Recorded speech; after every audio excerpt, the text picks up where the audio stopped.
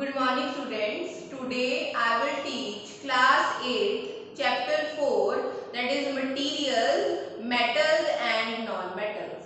In previous lecture I had discussed about the physical properties of metals and non-metals and their uses. In today's lecture I will explain about the chemical properties of metals.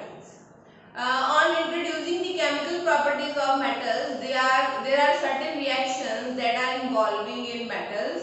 So, I want to tell you one thing. You have not need to learn that chemical reactions. You can simply write these reactions in words. What is that? Along with the names, you can write the reaction. If you didn't understand the reaction along with their symbols, you can simply write the reaction in words also. That is also convenient for you. So, on starting with the chemical properties of metal, firstly that is reaction with oxygen. So, when the metal react with oxygen, these metal formed metal oxides. That is, if the sodium react with oxygen, it forms sodium oxide. Zinc reacts with oxygen, zinc oxide. Copper reacts with oxygen, copper oxide. So when the metals react with oxygen, they form respective oxides, that is metal oxides. So these metal oxides are basic in nature. What is that basic in nature? As you know, the basics are, as you studied in previous classes, bases are the substances which are bitter in taste or which turn red litmus paper to blue. So metal oxides are basic in nature because they react with water to form base. So that's why they are basic in nature. So starting with the reaction with oxygen. As you see, the iron plus oxygen plus water gave rust. It is ferric oxide. You have to learn the formula of rust, that is Fe2O3. So you can simply write the reaction of the iron with oxygen by writing the word also. Iron plus oxygen plus water gave rust. Next, copper react with water plus carbon dioxide plus oxygen to give copper hydroxide, copper carbonate. This collective card, green colored substance which you have seen when you when you see a copper vessel or a copper jewelry in your hand, you see a green colored substance is formed. This green colored substance is formed by the action of oxygen, carbon dioxide, water on the copper surface, which form the copper hydroxide and copper carbonate. Collectively these substance is green in color.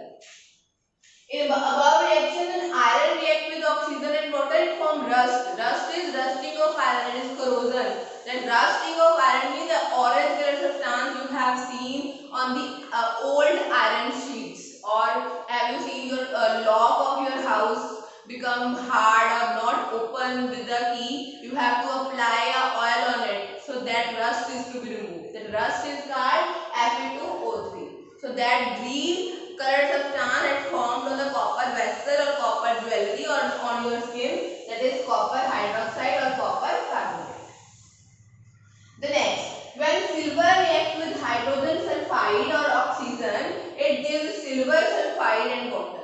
That silver sulfide is tarnishing of silver. Sometimes you have seen the silver jewelry you have wear turns black after some time. The black substance that formed on your silver jewelry is the tarnishing of silver, that is tarnished silver.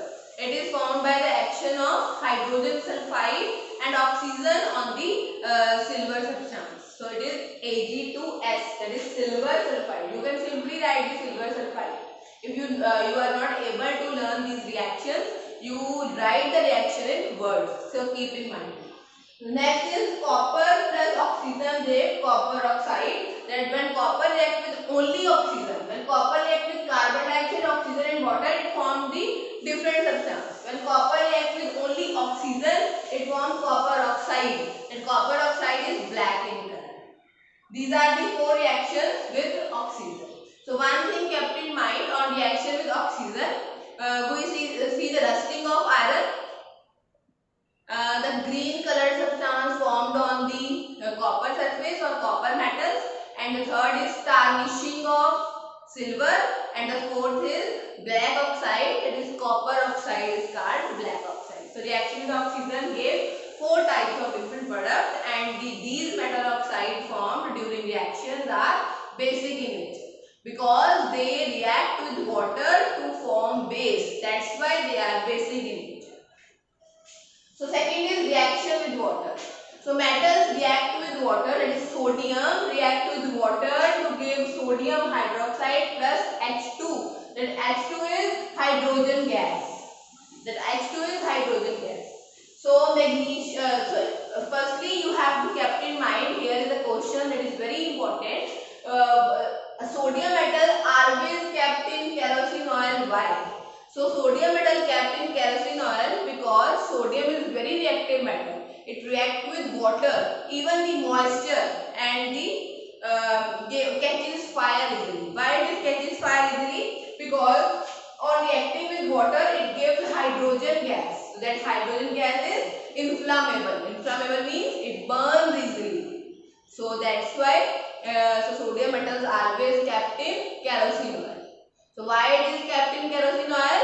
Because sodium metals are very reactive. Even it reacts with moisture also. So after reacting with water or moisture, it catches fire due to the evolution of hydrogen gas. Next, magnesium plus water gave magnesium hydroxide plus hydrogen. Similarly, the case, but magnesium is less reactive than sodium. So sodium is more reactive. So here the reaction with water, this is one question, why sodium kept in kerosene oil. So next is reaction with acid. As magnesium reacts with dilute hydrochloric acid, it gives magnesium chloride and H2. The copper oxide plus H2SO4 reacts with copper sulfate, gives copper sulfate plus H2. Copper oxide reacts with this is dilute sulfuric acid. I had not written the words here. Please write the word I have told you, that is copper oxide, that is dilute sulfuric acid, this is copper sulfate, that is hydrogen. So copper reacts with dilute sulfuric acid to give copper sulfate and hydrogen. Here in both the cases, one thing kept in mind, the hydrogen gas is involved. So question arises, how you check this is exactly a hydrogen gas or not. So it can be checked if we place a burning matchstick near the mouth of test tube when the reaction is going on. The pop sound is produced. So hydrogen gas produced, if we take a burning matchstick near the mouth of test tube, the pop sound is produced. So the pop sound is due to the burning of hydrogen gas. So it means the hydrogen gas is formed and it burns with the burning of matchsticks. So that's why. So it is kept in mind how you detect the hydrogen gas. We detect the hydrogen gas by keeping the burning matchstick near the mouth of test tube, and it will give the pop-up sound.